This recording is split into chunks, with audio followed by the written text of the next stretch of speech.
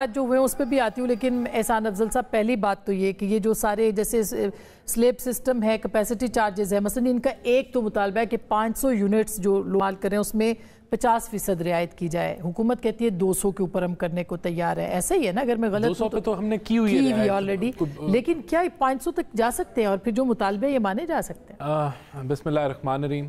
دیکھیں جتنے ان کے مطالبات ہیں نا وہ ہماری بھی خواہشات ہیں، بلکہ اس سے زیادہ ہیں. کیوں 50%، کیوں 70% کمی ہونی چاہیے؟ خواہش کرنے میں تو کوئی حرج نہیں ہے، لیکن جو 200 یونٹ سے نیچے ہیں ان کو تقریباً غالباً 400 ارب کی سبسڈی دی جاتی ہے. یعنی کہ 20 روپے کا اگر یونٹ ان کو دیا جا رہا ہے تو 35 کا حکومت کو پڑتا ہے، تو 15 روپے حکومت جیب سے دیتی ہے ان کو سبسڈائز کرنے کے لیے. اگر ہم نے 200 سے 500 یونٹ تک کو جو ہے وہ 50% ڈسکاؤنٹ دینا ہے تو غالباً ایگزیکٹ نمبر تو نہیں، لیکن چلیں 1000 ارب روپیہ آپ کو اور چاہیے. ہم تیار ہیں کرنے کے لیے.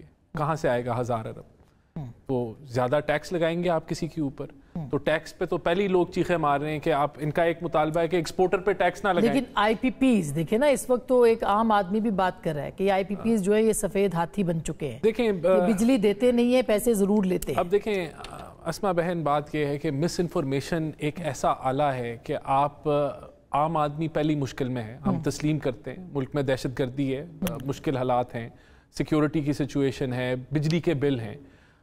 عوام غصے میں ہے کہ یہ ہمارا گزارا نہیں ہو رہا، اور اس کی وجوہات بہت ہیں، میں اس میں نہیں جاؤں گا. لیکن آپ اس مشکل کے اندر ایک حل ہے کہ آپ سلوشن کی طرف جائیں، اور ایک حل یہ ہے کہ آپ جو ہے وہ عوام کے غصے کو اور تیز کر دیں.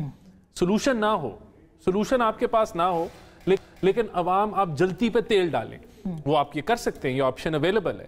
تو ہمیں سلوشن کی طرف جانا چاہیے. ہم سلوشن کی طرف جانے کے لیے سلوشن یہ ہے کہ ویس لغاری صاحب کہہ رہے ہیں کہ جو پچھلی کچھ 94 سے 2002 تک کی جو پلانٹس ہیں، 20 پلانٹس ہیں، ان کے ساتھ ہماری ورکنگ مکمل ہو گئی ہے، اور وہ کہتے ہیں کہ 80 ارب روپے کا فائدہ ملے گا. کیسے؟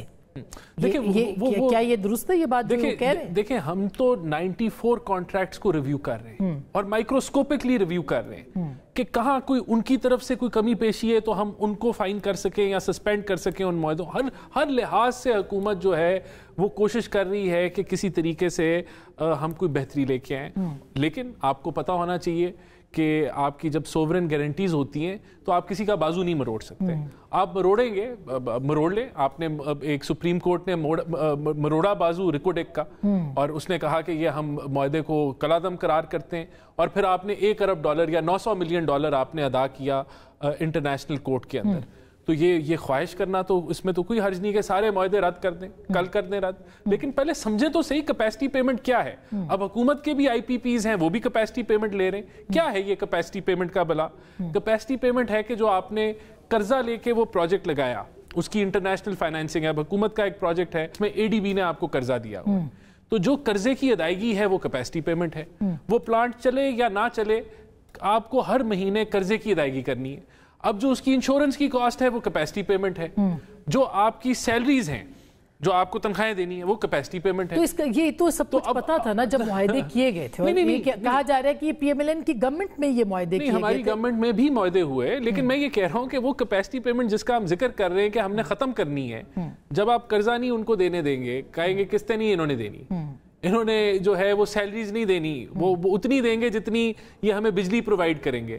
تو جب آپ ان سے take it and pay it model دیکھیں نا، آپ کہہ رہے ہیں کہ ٹیک اینڈ پے ماڈل پہ جانا ہے ہمیں. تو ٹیک اینڈ پے ماڈل میں کیا ماحول ہوتا ہے؟ اس میں یہ ہوتا ہے کہ جتنی آپ نے بجلی لینی ہے اتنی آپ کو پیسے دینے. تو اگر وہ 10 روپے کا یونٹ وہ دے رہے ہیں، پھر تو یہ نہ کرنے والی مطلب یہ نہیں ہو سکتا. جو امیر العظیم صاحب کہہ رہے ہیں، جماعت اسلامی جو کہہ رہی ہے، جس کے لیے وہ دھرنا دے کے بیٹھی ہے، اس کا مطلب ہے کہ ان میں سے ایک بھی بات نہیں مانی جا سکتی، کیونکہ کچھ بھی حکومت کے ہاتھ میں نہیں ہے. نہیں دیکھیں ہم اس کو ریویو کرنے کے لیے تیار ہیں. وہ کیا کرے گا؟ وہ دیکھیں بات یہ کہ یہ آ جائیں نا ہمارے ساتھ، آ کے بیٹھ جائیں.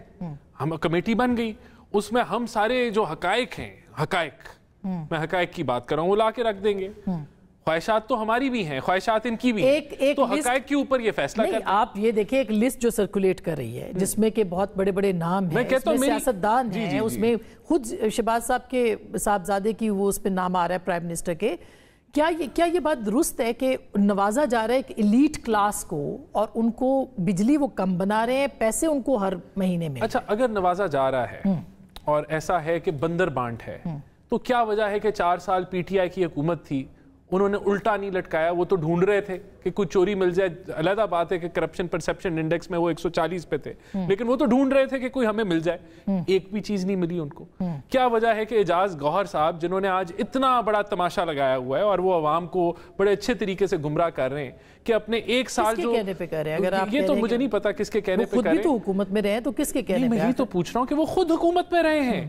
وہ وزیر داخلہ تھے, ان کے پاس آئی بی تھی, ان کے پاس تحقیقاتی ادارے تھے, تو انہوں نے تب تو کچھ بھی نہیں کیا. ان کو یاد بھی نہیں تھا. اچھا, میں اس سے پہلے ان کو یاد بھی نہیں تھا. ٹھیک, اس کو بامانی گفتگو کرتے ہیں نا. امیر العظیم صاحب, آپ نے بات سنی, وہ کہہ رہے ہیں کہ کچھ بھی ہاتھ میں ہمارے نہیں ہے, ہم پھر بھی ریویو آپ کے ساتھ مل کے کرنے کو تیار ہیں. تو آپ کو کیا امید دلائی ہے حکومتی وفد نے کہ کچھ نہ کچھ ہو سکتا ہے؟ ظاہر ہے آپ اٹھیں گے یہاں سے, کچھ لے کے اٹھیں گے نا, یا یہیں بیٹھے رہیں گے, تو کیا دے سکتے ہیں وہ آپ کو؟ یہ تو خیر وہ خود بتائیں گے. انہوں نے ہمیں یہ کہا کہ ہماری جو کچھ باتیں تھی وہ اپنی ٹیکنیکل کمیٹی کے ساتھ ڈسکس کریں گے. یہ بڑا آسان ہے کہ جناب ہمارے پاس کچھ نہیں ہے, کیپیسٹی سرچارج ہم دینا ہی دینا ہے. بھائی آپ انہیں مفت میں کیوں پیسے دے رہے ہیں؟ فرانسک آڈٹ کریں. آپ نے جو بجلی نہیں لی, چونکہ آپ نے معاہدے کر لیے تھے, تو بجائے مفت میں ان کو پیسے دینے کے بجائے وہ بجلی لیتے, آپ ان بجلی گھروں کے قریب فرنس ملیں لگا دیتے. آپ انڈسٹری کو کہتے کہ ہم آپ کو مفت بجلی دیتے ہیں, آپ کے پاس سٹیل بنتا, بہت کچھ ہو سکتا تھا.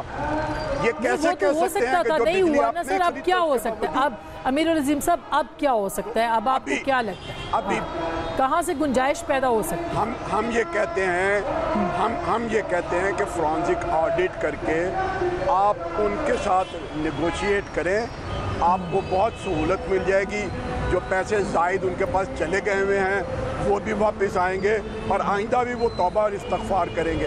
آپ اس ماڈل کو ملیشیا کے اندر جا کر دیکھ لیجئے, وہاں پر بھی یہ بحران پیدا ہوا تھا, اور پھر جب حکومت نے یہ اعلان کر دیا کہ ہم آئی پی پیز کے فرانسک آڈٹ کریں گے, آپ نیٹ پہ جا کے اٹھا کے دیکھ لیجئے, سارے سرمایہ دار اس اعلان کے بعد ملیشیا سے بھاگ گئے تھے.